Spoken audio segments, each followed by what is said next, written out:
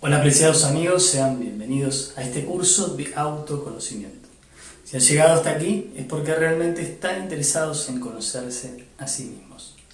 Y les aseguramos que hacer esto es una de las mejores decisiones que pueden tomar en sus vidas. A veces pensamos que nos conocemos, pero lo cierto es que solamente lo hacemos en un nivel muy superficial. Incluso las personas de nuestro entorno íntimo nos conocen mucho mejor que nosotros mismos. Por eso se hace indispensable vernos tal cual somos y autodescubrirnos si es que realmente queremos producir un cambio en nuestra vida y en nuestra forma de vivir. Aristóteles, uno de los grandes filósofos de la antigua Grecia, decía: conocerse a sí mismo es el principio de la sabiduría. Esto nos indica que conocerse a sí mismo es un camino que nos conduce a la cumbre del conocimiento de todas las cosas. En el templo de Apolo, en Delfos, uno de los más importantes de la antigua Grecia, se hallaba su oráculo, en cuya entrada estaba inscrita una enigmática frase, profunda y misteriosa: hombre, conócete a ti mismo y conocerás al universo y a sus dioses. Este axioma trascendental de la filosofía griega es un principio universal, enseñado por todos los grandes sabios del mundo antiguo, y que aún espera que cada uno de nosotros lo descubra y lo compruebe por sí mismo. Pero, ¿cómo es posible que conocerse a sí mismo nos abra las puertas a la sabiduría del universo y a sus misterios más profundos? La respuesta a esta pregunta es justamente lo que hoy veremos en esta clase introductoria al curso de autoconocimiento. Sean nuevamente bienvenidos a esta maravillosa aventura del autoconocimiento profundo, que comienza aquí y que sabemos será de tu agrado, pero que también se convertirá seguramente en una clave y una herramienta para el desarrollo de tu propia vida interior. Adelante entonces, comencemos juntos este viaje hacia nuestro interior. El conocimiento gnóstico nos enseña que el ser humano vive constantemente en dos mundos. El primero de ellos es el mundo exterior. Este mundo exterior es el que todos conocemos, el que todos percibimos mediante nuestros sentidos físicos.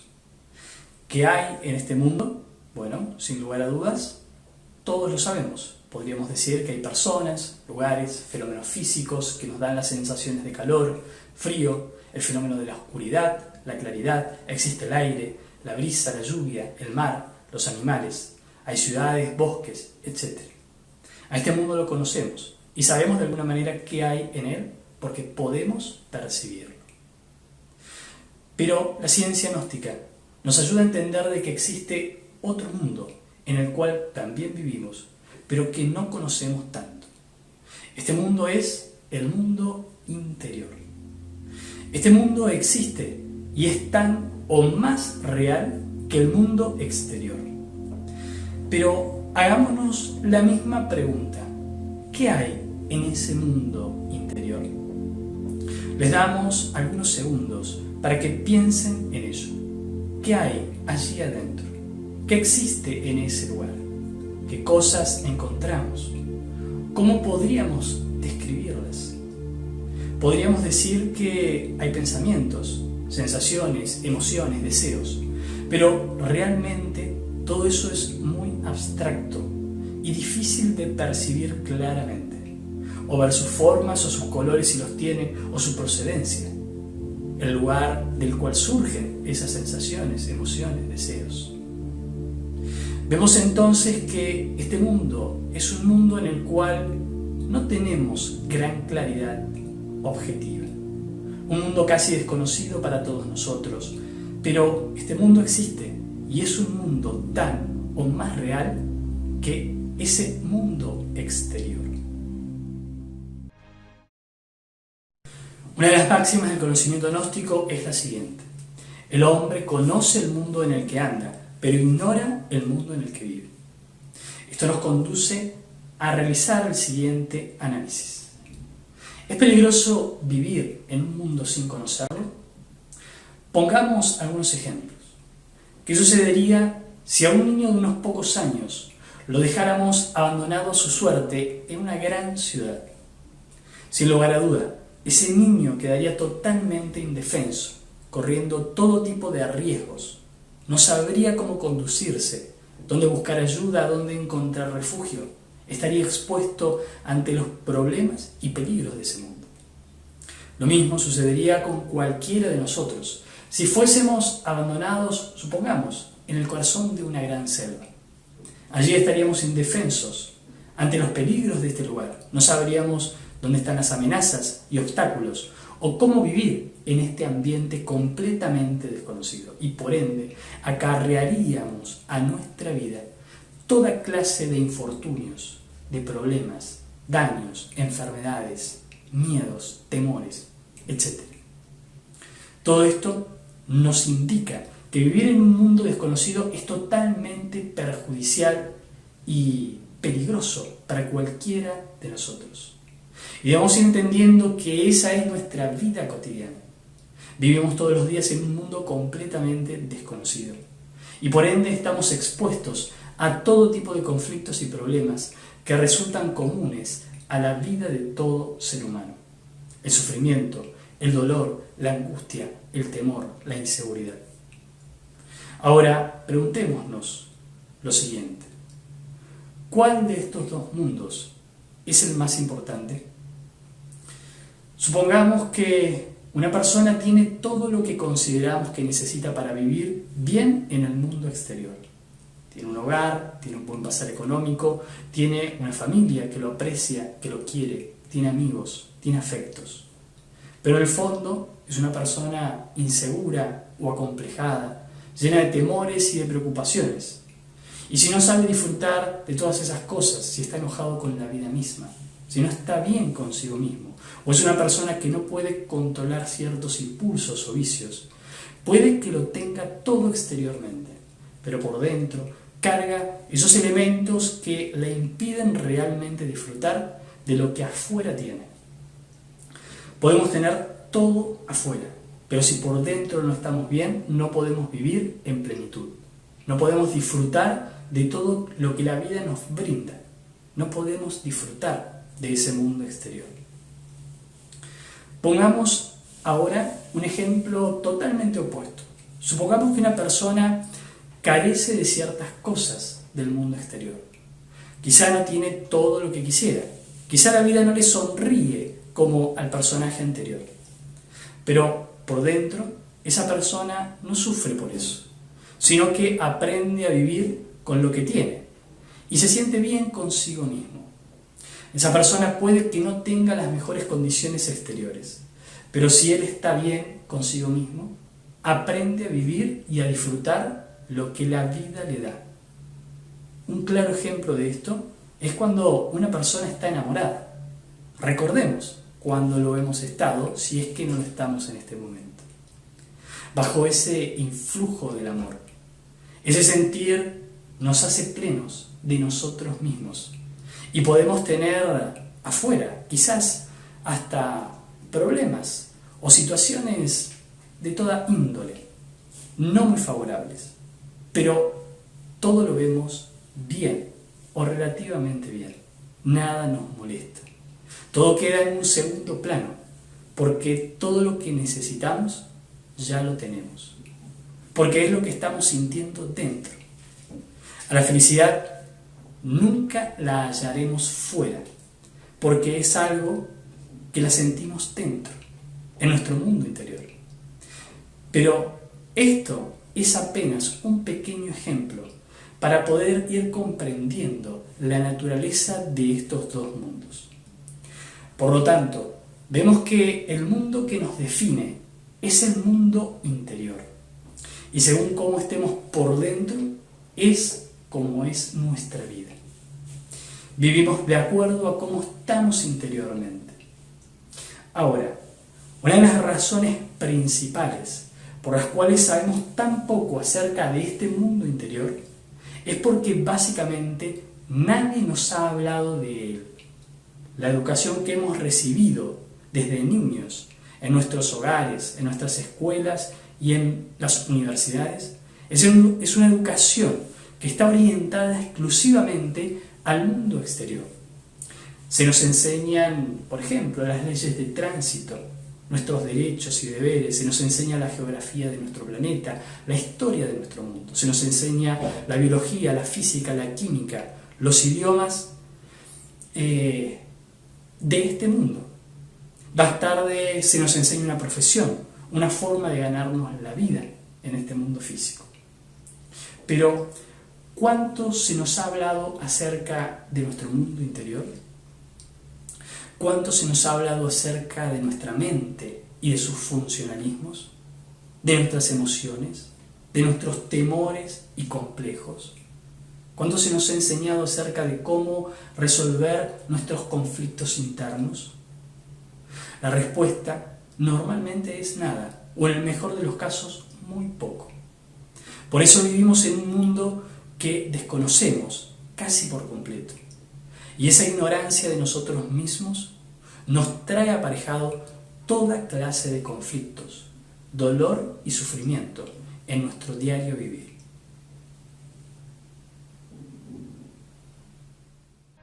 La enseñanza gnóstica nos transmite que el ser humano vive su vida profundamente dormido y que a pesar de llevar sus ojos abiertos actúa mecánicamente, siendo un títere de las circunstancias y de distintas energías o influencias internas y extrañas que son desconocidas para él mismo, que lo hacen ser víctima de los eventos y que tiene la sensación y la idea de que hace, pero en realidad nada hace.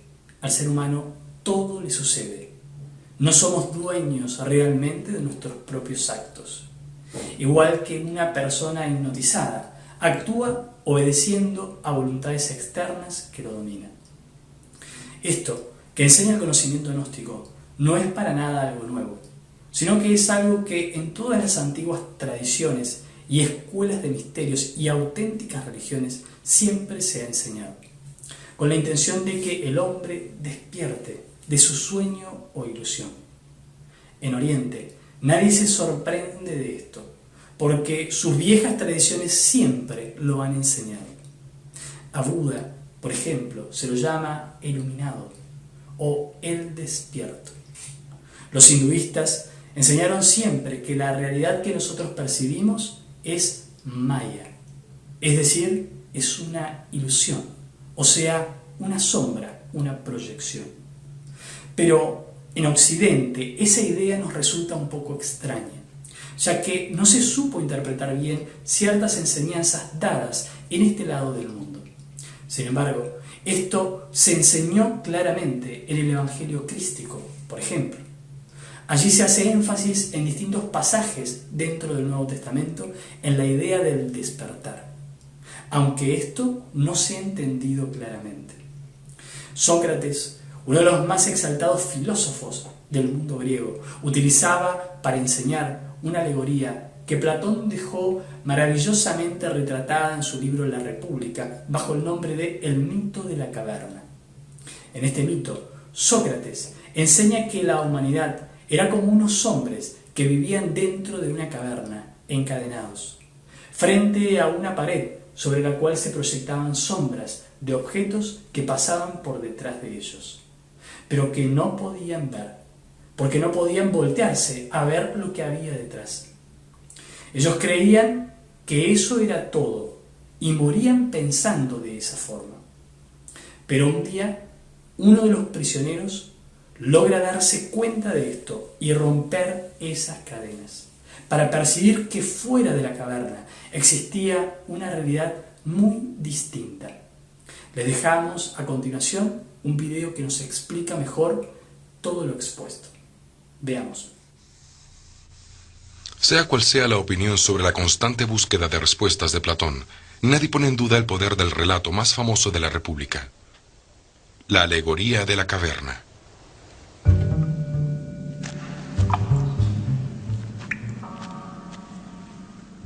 Imaginemos que este fuese el único mundo que hubiésemos conocido, que desde que tenemos memoria, hemos estado encadenados aquí, en esta cueva, mirando la danza de sombras proyectadas en el muro.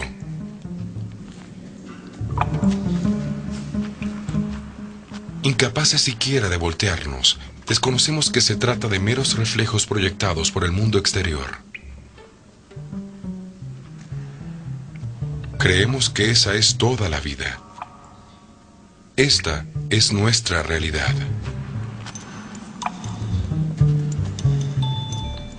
Pero un día, un prisionero se libera.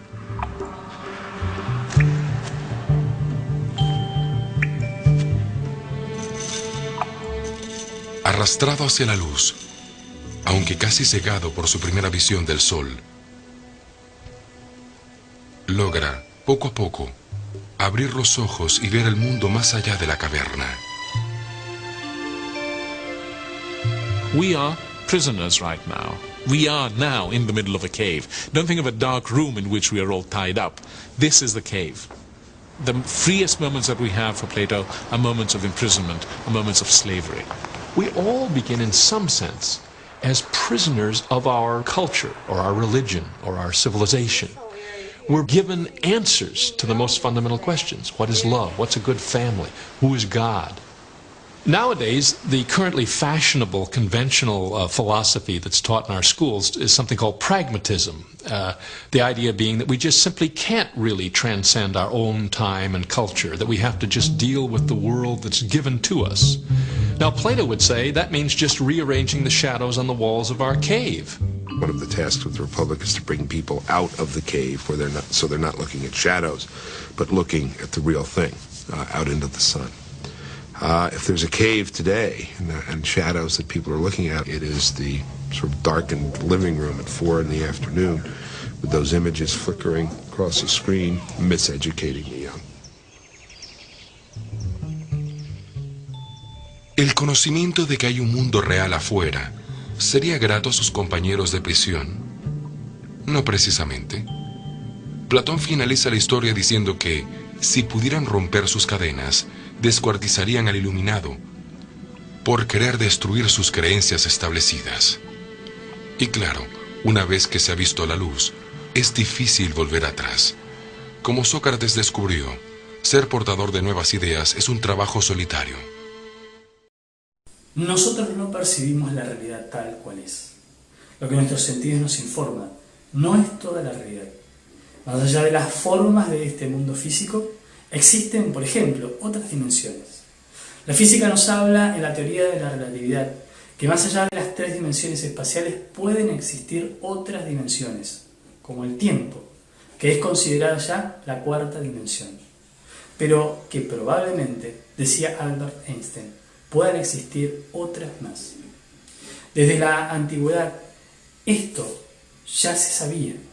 Los cabalistas hebreos nos hablan del árbol sefilótico, por ejemplo, en el cual se encuentran las 10 sefiras o dimensiones del mundo.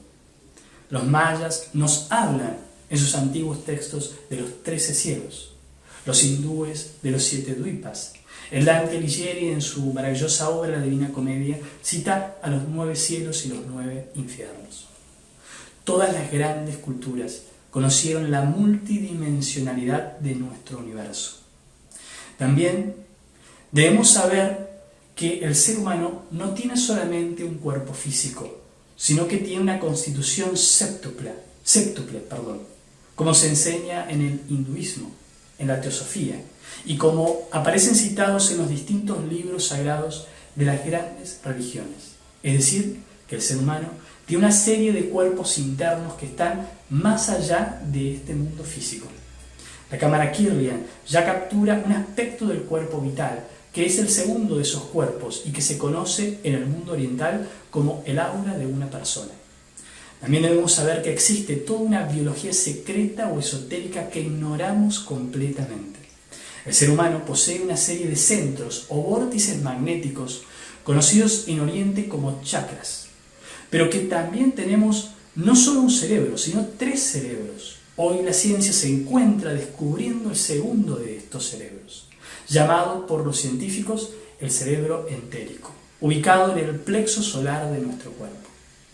También nuestro organismo Cuenta con 7 centros psicofisiológicos que coordinan las distintas o los distintos funcionalismos de nuestro organismo y de nuestra psiquis. Y a esto la ciencia lo desconoce casi por completo. Como así también al hecho de que existen dentro de nosotros nadis o conductos semifísicos semietéricos que recorren y conectan todo nuestro organismo como autopistas por las cuales circula nuestra energía vital. Pensemos en esto. Cuando vemos un árbol, no vemos todo lo que es ese árbol. Cuando vemos una persona, no vemos lo que es la persona. Nadie puede vernos como realmente somos. No vemos las intenciones, los pensamientos. A veces podemos llegar a vivir toda una vida con una persona sin siquiera conocerla. De repente nos damos cuenta de que hemos vivido con un completo extraño. Eso ha sucedido, eso sucede. Por esto, como decía Sócrates, vemos sombras, solo sombras.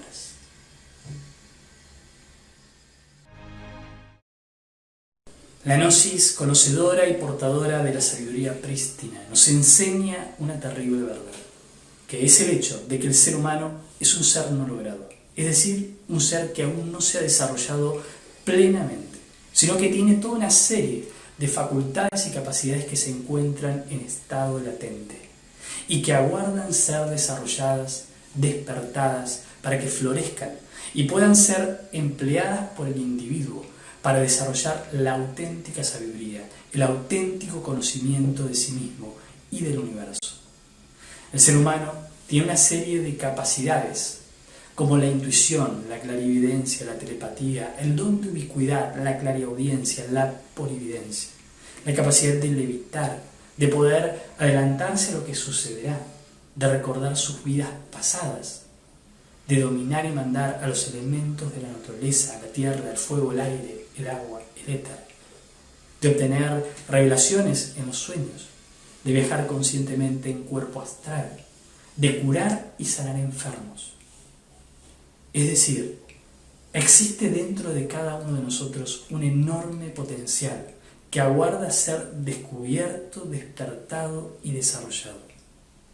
Estamos seguros que cada uno de ustedes ha tenido en algún momento algún destello de una o varias de estas facultades, ya que aunque nos parezca extraño, estas facultades son sentidos y capacidades muy naturales que tiene el ser humano, solo que están atrofiadas, adormecidas, y nunca nadie nos ha hablado de ellas o nos ha enseñado a utilizarlas o a desarrollarlas.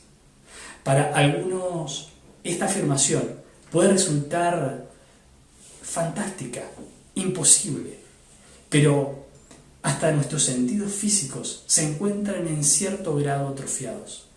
La vista, el oído, el olfato, etc. solo perciben dentro de un determinado rango.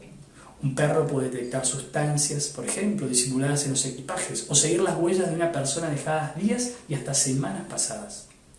La vista de un águila es, sabemos, hasta 4 veces superior a la de un ser humano.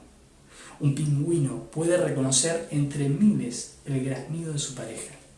Asimismo, todos podemos desarrollar las capacidades internas señaladas. Esto es una gran verdad, una gran realidad.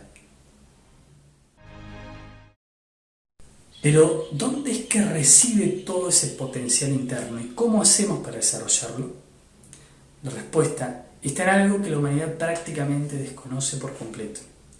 La clave para el desarrollo de nuestras infinitas posibilidades está en algo que se llama conciencia.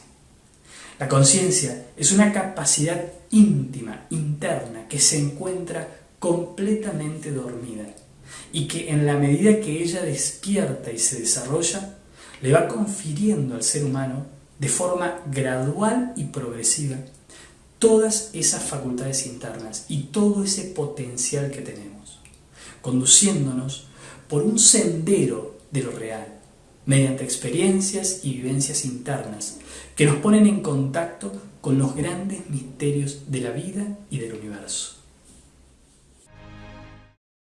Para tener más claridad a esta cuestión de la conciencia, vamos a citar viejas enseñanzas del mundo antiguo, Los griegos enseñaron algo trascendental y que hoy prácticamente se desconoce.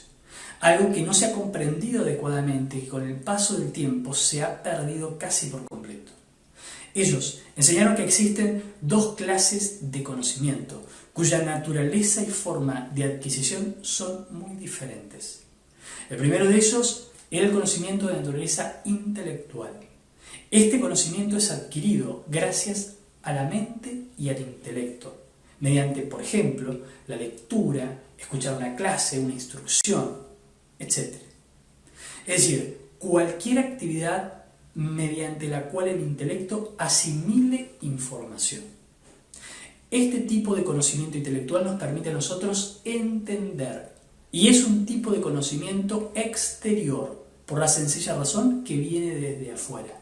Es decir, es lo que otros nos dicen, o lo que otros nos enseñan, o nos transmiten. Por lo tanto, no es un conocimiento propio, ya que no tenemos certezas de él. Por esto los griegos decían que este conocimiento era de tipo subjetivo y lo llamaron episteme. Pero ellos enseñaron que existía un tipo de conocimiento muy superior al conocimiento intelectual o episteme. Y ese conocimiento tenía una naturaleza diferente, ya que su naturaleza no era de tipo intelectual, sino intuitiva. Y no se adquiría mediante la mente o el intelecto, sino que solo se podía adquirir mediante una herramienta o capacidad cognitiva muy superior a la mente, que ellos llamaban conciencia.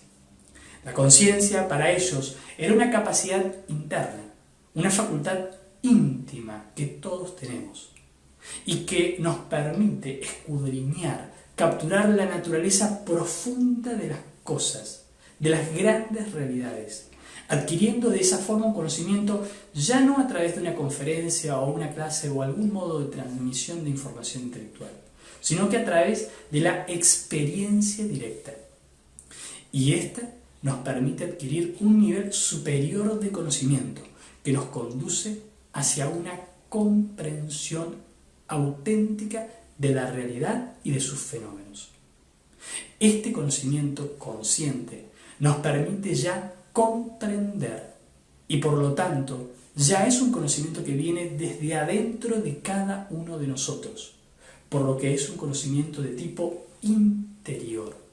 No es algo que viene de afuera, sino que es algo que viene desde adentro, algo que nosotros mismos podemos percibir en forma directa, algo que podemos comprobar, comprender, saborear. Por lo tanto, es un conocimiento de tipo objetivo, o por lo menos más objetivo que el anterior. Porque somos nosotros los que comprendemos, los que vemos, los que tocamos, los que palpamos y por lo tanto conocemos y nos hacemos conscientes de la realidad de aquello. A este conocimiento objetivo es al que los griegos denominaron precisamente gnosis.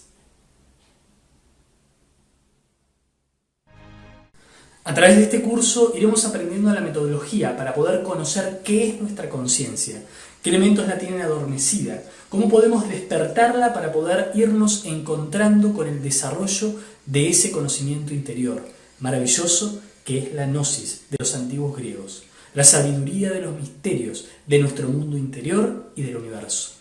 Este curso se compone inicialmente de 16 clases, donde abordaremos distintas temáticas que nos orientarán en nuestro trabajo interior. Hablaremos de nuestro mundo psicológico y los aspectos que en él conviven. Hablaremos de nuestra biología esotérica, cómo conocerla y cómo entrar en contacto con ella. Cuáles son las leyes universales que nos rigen, el karma, la reencarnación, la recurrencia, la evolución y la involución, entre otras.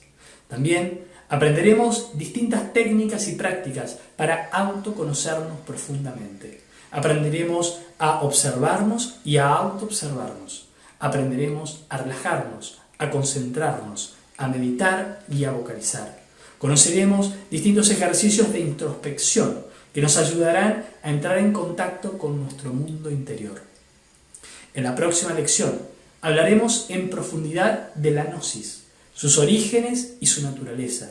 Desarrollaremos cómo este conocimiento nos inicia en la vida, ayudándonos a comprender el sentido profundo que ella tiene. Conoceremos también los 4 pilares de la sabiduría y cómo debemos desarrollarlos dentro de sí. Finalmente, comenzaremos a ver cuáles son los motivos y elementos que impiden que el conocimiento interior se desarrolle en cada uno de nosotros. Esperamos hayan disfrutado de esta lección introductoria y los invitamos a participar de nuestra próxima lección, que es Gnosis. Los esperamos.